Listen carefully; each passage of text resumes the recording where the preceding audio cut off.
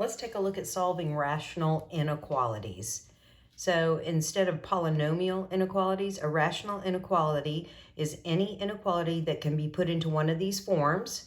And you can see it's the same as polynomial inequalities. The only thing is that f is a rational function. So an example of a rational function, think fraction, is this right here. So where is this fraction greater than 0?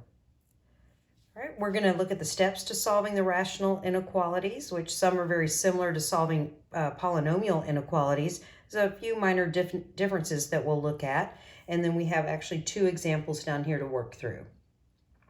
Example 1 right here is the same example that we have here. Before we actually get into the steps to solve rational inequalities, I want to take this time to kind of do an extra example of reviewing what we learned in a previous section when we were graphing rational functions. So let's just imagine that we're going to use this example right here, and I have kind of a dual purpose for this. Let's go ahead and see if we can remember how to sketch a graph of a rational function. So over here, I'm just going to say, okay, let's consider 3x plus 3 divided by 2x plus 4. What I'm going to do is I transfer from here to over here. I'm going to go ahead and factor completely the numerator, because that's one thing we did, and I'm going to factor the denominator by pulling a 2 out.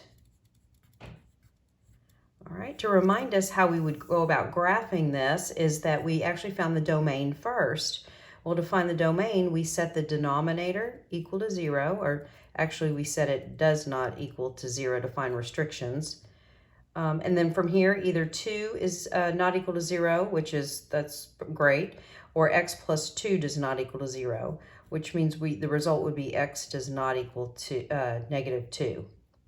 So our domain only has the restricted x value of negative 2, so our domain goes from negative infinity to negative 2. I'm going to kind of squeeze it up here then. The next thing in our 7-step process or strategy to be able to sketch this graph of this rational function is we looked at the restricted x value. So when we look at x equals negative 2, we wanted to decide, is x equals negative 2 a location on the graph that gives us a vertical asymptote or a hole? To remind us about that, well, remember x equals negative 2 comes from this factor of x plus 2, but because I don't have another common factor of x plus 2 in the numerator, then I don't have a hole. I have a vertical asymptote. And x equals negative 2 is the only restricted value, so I have no holes. Okay, something else that we did is we looked for a horizontal asymptote. This is that Bobbio-Botno eats DC. So the horizontal asymptote always has the equation y equals, whereas vertical asymptotes always starts with the equation x equals. So for horizontal asymptotes, I might return and look to the unfactored version of my problem. And we had to observe the degrees of the numerator and denominator. Because the exponents are the same, we divide the coefficients, so the horizontal asymptote is going to occur at 3/2. A couple of other things that we used in our strategy to sketch this rational function is that we looked at the x and y intercepts. So let's remind ourselves about how we go about finding an x-intercept. That's when y is 0.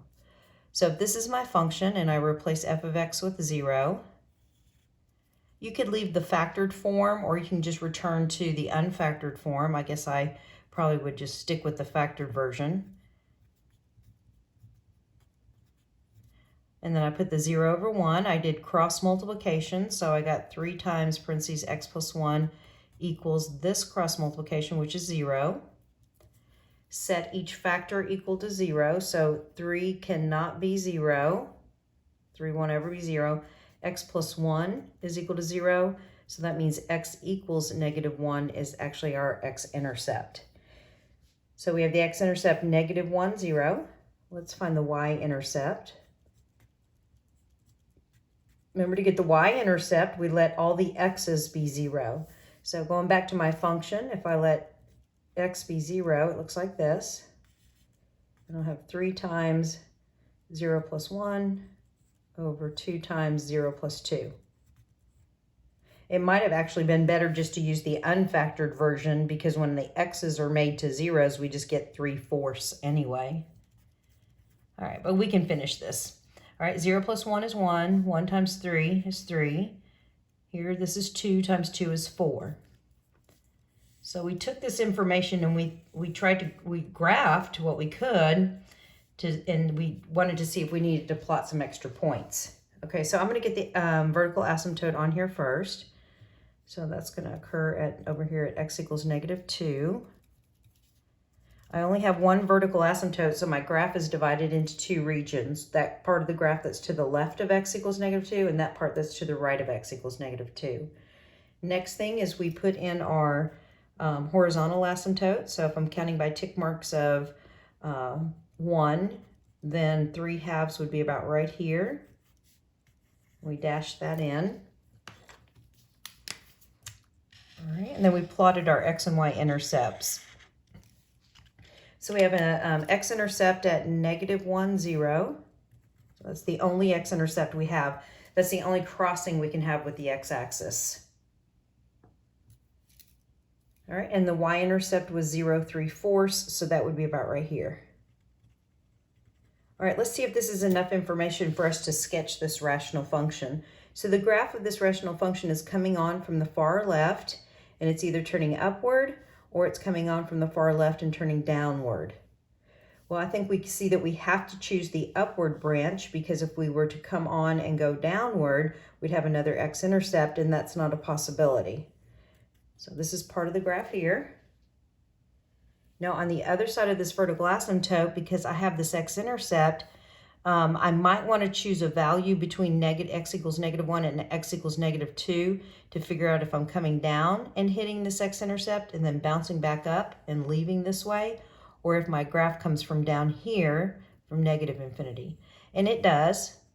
So we'll just kind of say that, hey, we plugged in x equals -1/2 to the function and we got a negative value. So we knew the graph had to come up this way.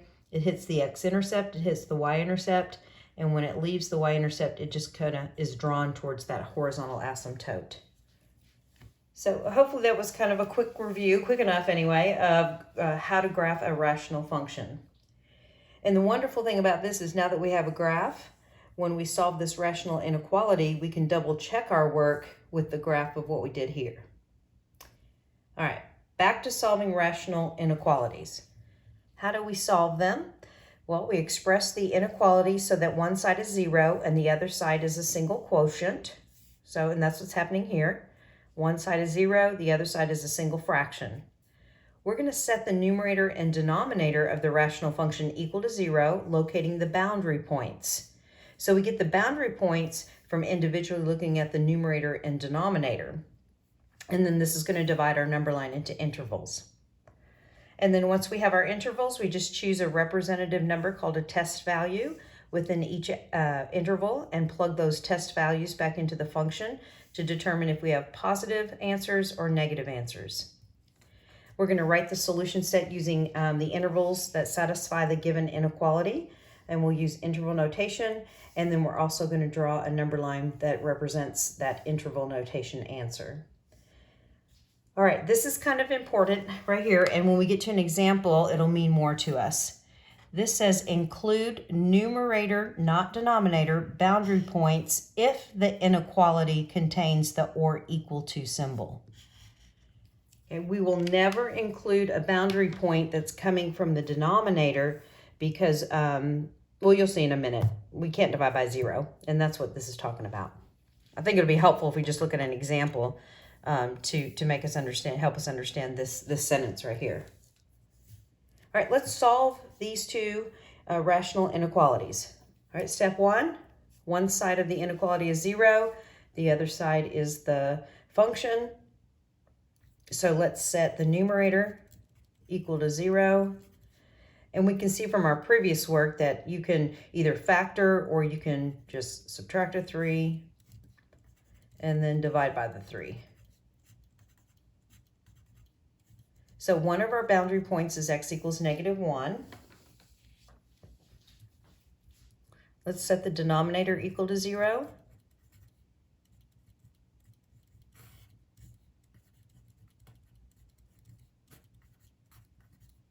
So x equals -2. So we have two boundary points. So I'm actually going to come up here and draw my number line to organize my work. So Negative 2 is smaller than negative 1, so I'm going to put negative 2 and I'm going to put negative 1 here. So this is a good thing to do kind of right here at this point. X equals negative 1 is the 0 of the numerator, and it's okay to include numerator 0, so we'll put a 0 here. Highlight those points. Notice that x equals negative 2 comes from the 0 of the denominator. Well, I never want to have a 0 in the denominator of a fraction when I'm dividing. If I have a non-zero number up here, that's an undefined situation. So I just used the abbreviation UND, undefined. So instead of putting a 0 here, which we do get a 0 from it, but in the bigger picture, we're in the denominator of a fraction, and we don't want to divide by that 0. All right, so now we have some intervals that we have to do some test values. So I'll kind of skip a little space here so we can record the solution. I'll leave that here, and then the graph here.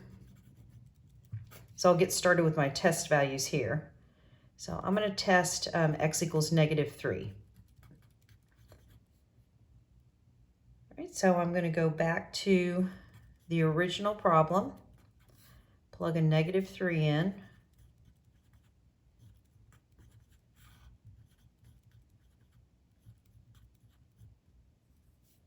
And I am going to see that that is going to be negative 9 plus 3. That's negative 6 over negative 2. And when I simplify this, I'm going to get 3, and 3 is positive. So since I plugged in x equals negative 3, I have positive answers. I'm going to put the plus signs here. All right, in our next interval, let's test negative 1.5.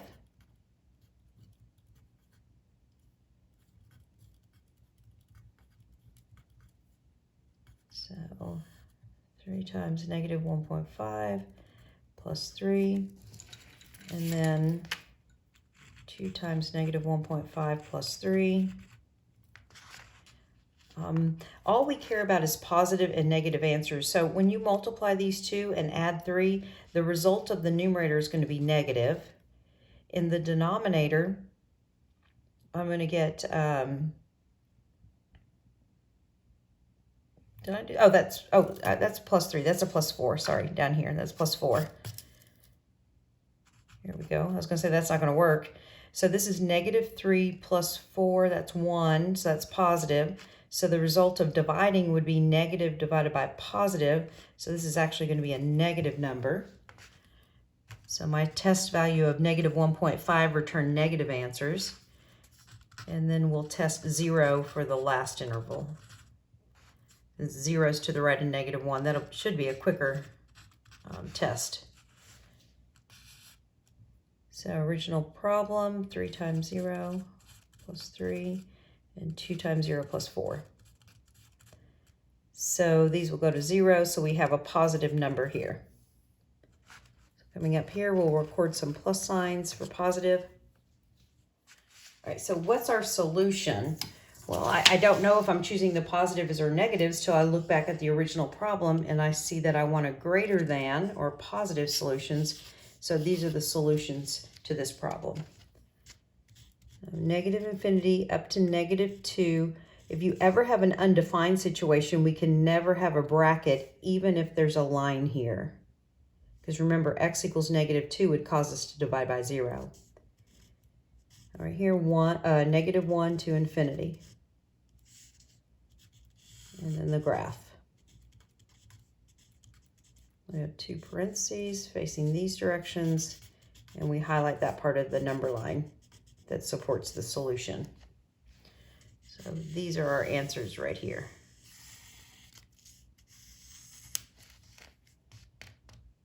All right, let's solve this rational inequality. Step 1, one side of the inequality is 0. The other side, we want to work on that. Let's set the numerator and denominator equal to 0. Find our boundary points. So the numerator equals 0. Add a 5. So we end up with negative x equals 5. Divide by negative 1. So x equals negative 5.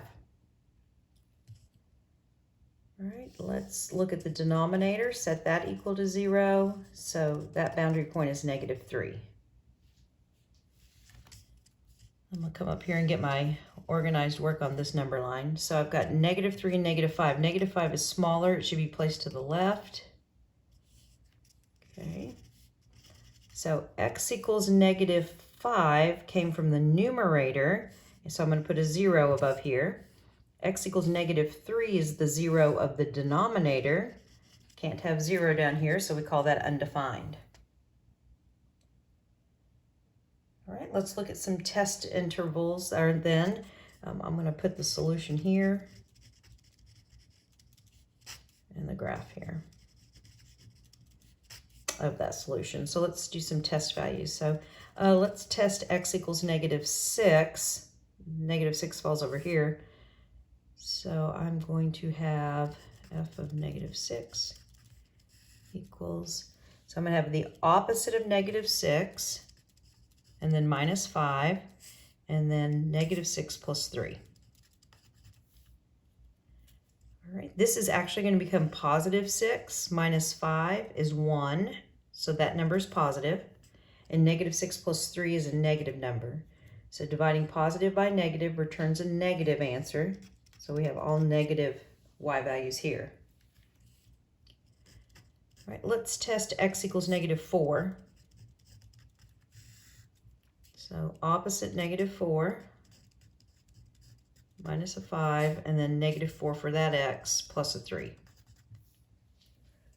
All right, this becomes +4, and +4 minus 5 is a negative number, and -4 plus 3 is a negative number, and a negative divided by a negative is positive. And we're going to test 0 in our last interval. 0 is way over here, but it's still over here in this interval. So -0 minus 5 over 0 plus 3.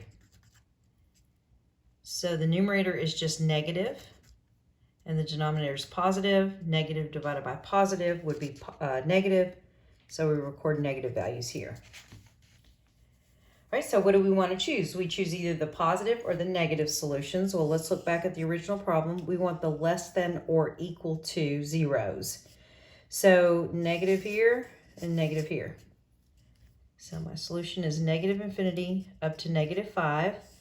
Because I can include the numerator and I have a 0 here, I'm going to put a bracket, union.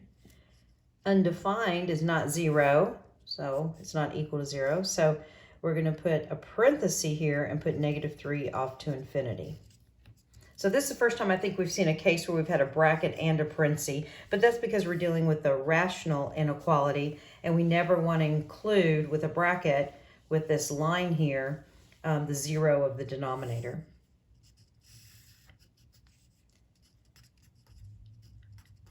So I got a bracket going this way and a parenthesis going this way, and we'll darken in those x values of the solution. Okay, so this was solving rational inequalities. If you need some more examples, I'll have one more video where we have a combination of polynomial and rational inequalities.